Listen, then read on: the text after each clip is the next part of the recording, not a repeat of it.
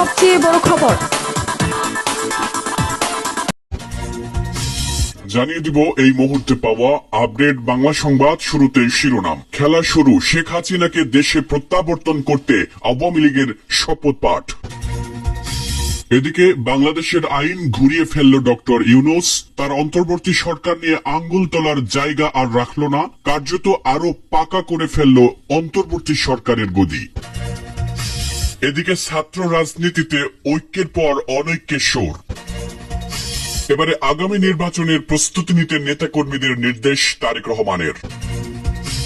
এবং সবশেষে ওবায়দুল কাদের কিভাবে দেশ ছাড়লেন, আইজিপি কে ব্যাখ্যা দিতে বললেন ট্রাইব্যুনাল। শুনছিলেন সংবাদ শিরোনামগুলি, এবারে বিস্তারিত।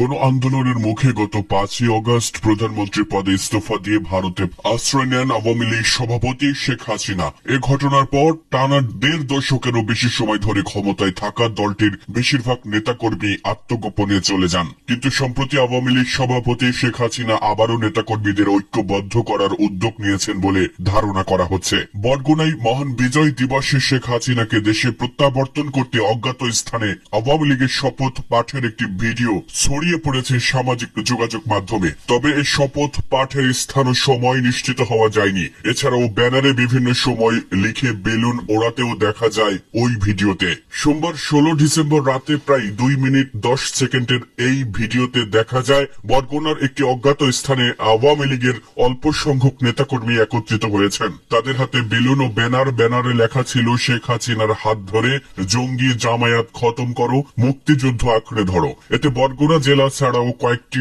উপজেলার নাম উল্লেখ ছিল। ছড়িয়ে পড়া ভিডিওতে নেতাকর্মীদের শপথ পাঠে বলা হয়, গৌরবময় মহান বিজয় দিবস 2024। চারদিকে তাকিয়ে দেখি বঙ্গবন্ধুর সোনার বাংলা মেটিকুলাস প্ল্যানে মৃত্যু উপত্যকায় পরিণত হয়েছে। স্মার্ট বাংলাদেশকে দুর্মূল্যের জিন্দাবাদী কলঙ্কে পরিণত করার ষড়যন্ত্র চলছে। গণতান্ত্রিক ব্যবস্থাকে ছাড়খাড় করে মাননীয় প্রধানমন্ত্রী শেখ হাসিনাকে দেশ ত্যাগে বাধ্য করা হয়েছে। এই নৈরাজ্যকর পরিস্থিতিতে আমরা মহান সৃষ্টিকর্তার নামে শপথ করছি যে জঙ্গি জামায়াত বিএনপি অগ্নিসন্ত্রাস পুলিশ জনতা খুন লুটপাট অবৈধ দখল নিষ্ঠুর হামলা গায়েবী মামলার সমুচিত জবাব দেব। গরিব দুঃখী মেহনতি মানুষকে সঙ্গে নিয়ে মৃত গৌরবকে ফিরিয়ে আনব। জাগ্রত বিবেকবান দেশ প্রেমিকদের ঐক্য গড়ে প্রধানমন্ত্রী শেখ হাসিনার স্বদেশ প্রত্যাবর্তন সফল ও নির্বিঘ্নে করার লক্ষ্যে সকল কর্মকাণ্ড পরিচালনা করব। প্রয়োজনে নেত্রীর নির্দেশে গণতন্ত্রের যোদ্ধা হিসেবে নিজের জীবনকে উৎসর্গ করব। জয় বাংলা। এ বিষয়ে অতিরিক্ত পুলিশ সুপার মোহাম্মদ আব্দুল হালিম বলেন, বরগুনার বিভিন্ন উপজেলায় গোপনীয়ভাবে এটা করেছে। 3-4 জন মিলে বেলুন উড়িয়েছে, এরকম ভিডিও দেখেছি। তবে কোথায় বসে করেছে তা জানতে পারিনি। দৃষ্টিগোচর হয়েছে, পরবর্তী আইনগত ব্যবস্থা নেওয়া হবে। বাংলাদেশে আবারও ফিরল গণভোট, বাদ হলো গণতান্ত্রিক সরকারের অধীনে জাতীয় নির্বাচন ব্যবস্থা।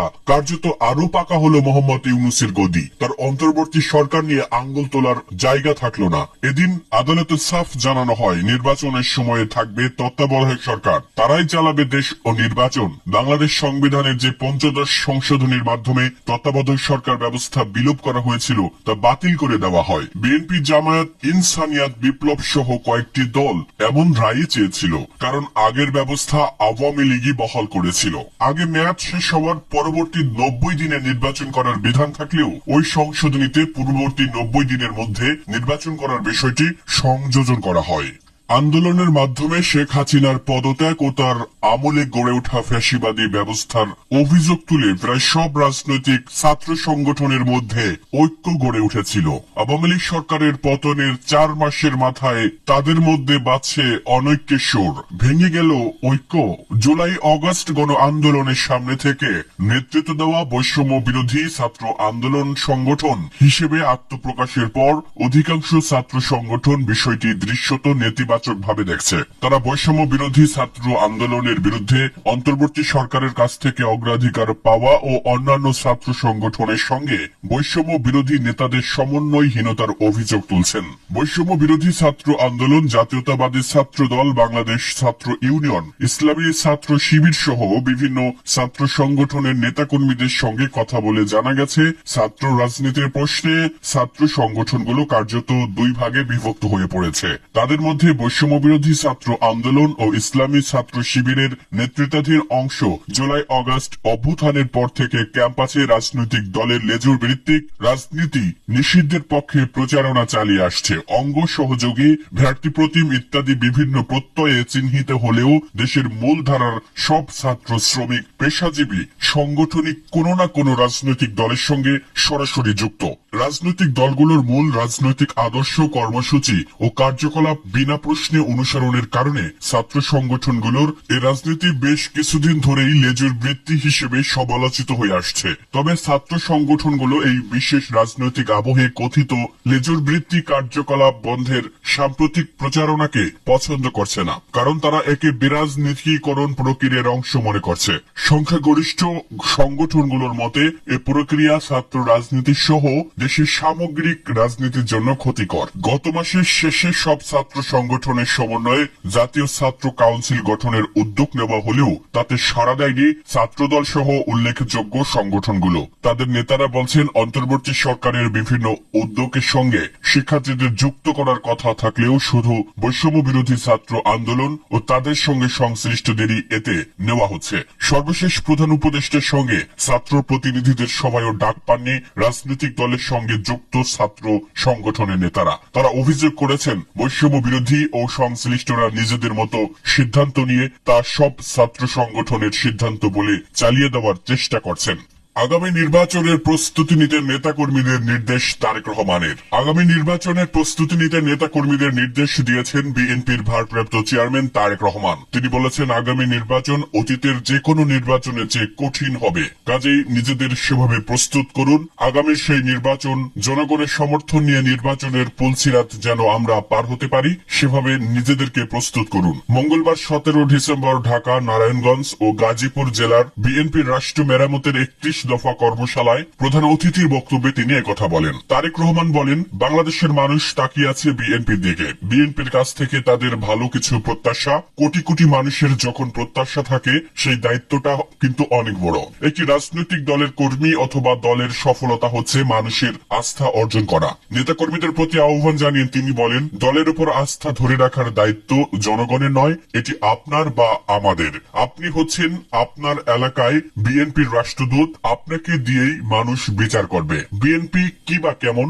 আপনি ভালো হলে বিএনপি ভালো, আপনি খারাপ হলে বিএনপি খারাপ। জনগণকে সাথে রাখুন। আমরা কিন্তু আমি ঢামি নির্বাচন বিশ্বাস করি না, আমরা স্বচ্ছ নির্বাচনে বিশ্বাসী, যেখানে মানুষ নির্দ্বিধায় নির্ভয়ে ভোট দেবে। বিএনপির এই মুখপাত্র বলেন, আমাদের ভেতরে কেউ যদি জনগণের আস্থা ও বিশ্বাসকে আঘাত করে, ব্যক্তিগত স্বার্থ সিদ্ধির জন্য আমার নির্দেশ থাকবে শক্ত হাতে তাদেরকে দমন করতে হবে, তাদের বিরুদ্ধে ব্যবস্থা নিতে হবে। তিনি বলেন, জনগণের সমর্থন নিয়ে আমাদেরকে সরকার গঠন করতে হবে। যদি জনগণের সমর্থন নিতে না পারি, তাহলে আমাদের এত বছরের আন্দোলন সব ব্যর্থ হয়ে যাবে। সেজন্য আমাদেরকে যে কাজটি সঠিক সে কাজটি করতে হবে, যেটি অন্যায় অনৈতিক সেটি ত্যাগ করতে হবে। ওবায়দুল কাদের কিভাবে দেশ ছাড়লেন, আইজিপিকে ব্যাখ্যা দিতে বললেন ট্রাইব্যুনাল। আওয়ামী লীগের সাধারণ সম্পাদক এবং সাবেক সড়ক পরিবহন ও সেতুমন্ত্রী ওবায়দুল কাদের কিভাবে দেশ ছেড়ে গেলেন তা জানতে চেয়েছেন আন্তর্জাতিক অপরাধ ট্রাইব্যুনাল। পুলিশের মহাপরিদর্শককে 15 দিনের মধ্যে এ ব্যাখ্যা দিতে বলা হয়েছে। মঙ্গলবার আন্তর্জাতিক অপরাধ ট্রাইব্যুনালে গণহত্যা সহ মানবতা বিরোধী অপরাধ সংগঠনের অভিযোগে দায়ের হওয়া মামলার শুনানি শেষে চিফ প্রসিকিউটর মোহাম্মদ তাজুল ইসলাম একথা বলেন।